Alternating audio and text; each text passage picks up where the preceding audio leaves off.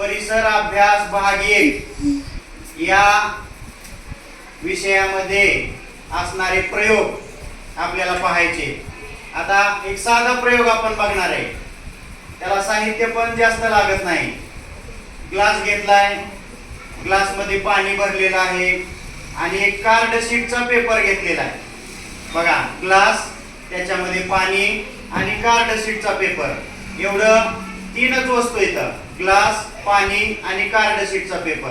आता ही card शीटचा paper मी असा glass वरती ठेवला आणि आपण या कार्ड शीटच्या पेपरला थोडंसं दाबलं आणि हा पेपर जर उलटा केला तर काय होईल? पुट्टा आणि पाणी किंवा कार्ड शीट आणि पाणी काय होईल? पडेल का खाली?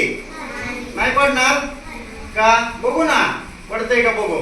बघा, हे कार्ड शीटचा पेपर आणि ग्लास मध्ये असलेलं पाणी, हा ग्लास इथं ठेवलाय, कार्ड शीटचा पेपर आणि ग्लास, आपण हा पेपर असा उलटा केला, ग्लास उलटा केला, बघूया काय होतंय। बरोबर, पडेल का पाणी? तुम्हाला काय वाटतंय? पडणार नाही का बरं? बघा बरं काय होतंय बघू। बघा, कार्ड शीटचा पेपर खाली पडला नाही आणि ग्लास मधलं पाणी सुद्धा सांडलं नाही। तर का झालं असं?